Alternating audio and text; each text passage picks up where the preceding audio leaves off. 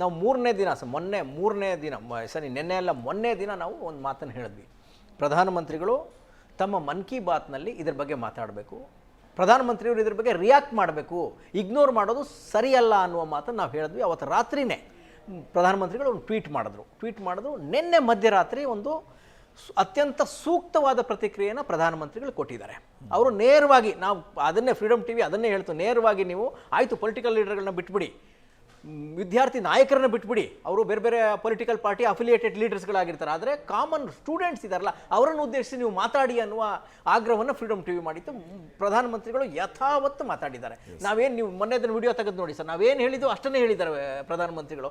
ಅದ್ಭುತವಾಗಿ ಮಾತಾಡಿದ್ದಾರೆ. No political statement, no political counter. ಇವ್ರು ಯಾರಿಗೂ ಟಾಂಟ್ ಕೊಡುವ ಕೆಲಸವನ್ನು ಅವರು ಮಾಡೇ ಇಲ್ಲ.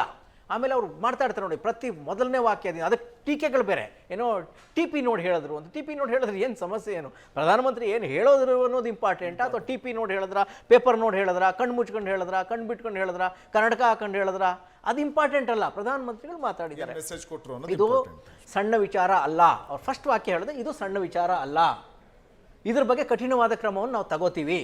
ಎರಡನೇದು, ನಾವು ಸುಮ್ಮನೆ ಕೂತಿಲ್ಲ, ಅಪರಾಧಿಗಳನ್ನ ಜೈಲಲ್ಲಿ ಹಾಕಿದ್ದೀವಿ. ಎರಡನೇದು, ಸ್ವಲ್ಪ ಅವಧಿಯಲ್ಲೇ 1 ವರ್ಷ ವೇಸ್ಟ್ ಆಗ್ಬೋದು ಅನ್ನೋ ಕಾರಣಕ್ಕೆ ಸ್ಟೂಡೆಂಟ್ಗಳಿಗೆ ಎಕ್ಸಾಮ್ ಮಾಡಿದ್ದೀವಿ, ಸಕ್ಸಸ್ಫುಲಿ ಮಾಡಿದ್ದೀವಿ. ಆಮೇಲೆ ಇದಕ್ಕೆ ಪರ್ಮನೆಂಟ್ ಸೊಲ್ಯೂಷನ್ ಹಾಡಬೇಕು ಅಂತ ಅನ್ನೋ ಕಾರಣಕ್ಕೆ ಏನೋ ಕಾನೂನನ್ನು ತರಕ್ಕೆ ಹೊರಡ್ತಾ ಇದ್ದೀವಿ. ಮಂಡೇ ಸೋಮವಾರ ಅದನ್ನು ಬಿಲ್ ಕೂಡ ಮಂಡಿಸ್ತೀವಿ ಅನ್ನುವ ಮಾತನ್ನು ಪ್ರಧಾನಮಂತ್ರಿಗಳು ಹೇಳ್ತಾರೆ. ಜೊತೆಗೆ ಫಾಸ್ಟ್ ಟ್ರ್ಯಾಕ್ ಕೋರ್ಟನ್ನು ಮಾಡೋ ಮೂಲಕ, ಸ್ಪೆಷಲ್ ಕೋರ್ಟ್ಗಳನ್ನು ಮಾಡೋ ಮೂಲಕ ಇಮಿಡಿಯೇಟಾಗಿ ಕಲ್ಪ್ರಿಟ್ಗಳಿಗೆ ಶಿಕ್ಷೆ ಕೊಡಿಸುವ ಕೆಲಸವನ್ನು ಮಾಡೋಕೆ ಹೊರಟಿದ್ದೀವಿ ಅಂತ ಪ್ರಧಾನಮಂತ್ರಿಗಳು ಹೇಳಿದ್ದಾರೆ. ಪ್ರಧಾನಮಂತ್ರಿಗಳು ಇಷ್ಟು ಮಾತ್ರ ಮಾಡೋಕ್ಕೆ ಸಾಧ್ಯ.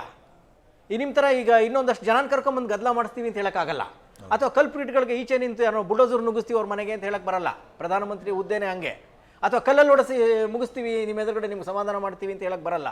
ಮುಖ್ಯಮಂತ್ರಿಗಳು ಪ್ರಧಾನಮಂತ್ರಿಗಳು ಕಾನೂನನ್ನು ತರಬೇಕು, ಈ ಕೆಲಸ ನಾವು ಮಾಡ್ತೀವಿ. ಎರಡನೇದು, ಫರ್ದರ್ ಇದು ಆಗಬಾರ್ದು, ಅದಕ್ಕೆ ಏನು ಮಾಡಬೇಕು, ಅದನ್ನು ಕಠಿಣ ಕಾನೂನುಗಳನ್ನು ತರಬೇಕು. ದಂಡ ಹಾಕುವ 10 ಕೋಟಿ ದಂಡ, ಆಮೇಲೆ 10 ವರ್ಷ ಜೈಲು, ಇಂಥ ಕಾನೂನು ತರಕ್ಕೆ ಹೊರಟಿದ್ದೀವಿ ಅನ್ನೋದನ್ನ ಮೆಸೇಜ್ ಕೊಟ್ಟು ಸುಮ್ಮನೆ ಆಗ್ಬಿಟ್ಟಿದ್ದಾರೆ. ಇವ್ರು ಯಾರಿಗೂ ಕೌಂಟರ್ ಕೊಡುವ ಕೆಲಸವನ್ನು ಪ್ರಧಾನಮಂತ್ರಿಗಳು ಮಾಡಿಲ್ಲ. ಈ ಮೂಲಕ ವಿದ್ಯಾರ್ಥಿ ಸಮೂಹದ ಮನಸ್ಸಿನಲ್ಲಿ ಇರ್ತಕ್ಕಂಥ ಏನು ಭಯ ಇದೆ ಅಥವಾ ನೋವಿದೆ, ಅದಕ್ಕೆ ಜಸ್ಟ್ ಸರ್ಕಾರವಾಗಿ ಯಾವ ರೀತಿ ಪ್ರತಿಕ್ರಿಯೆ ಕೊಡಬೇಕು ಆ ಕೆಲಸವನ್ನು ಪ್ರಧಾನಮಂತ್ರಿಗಳು ಮಾಡಿದ್ದಾರೆ ಅಂತ ಅನಿಸುತ್ತೆ.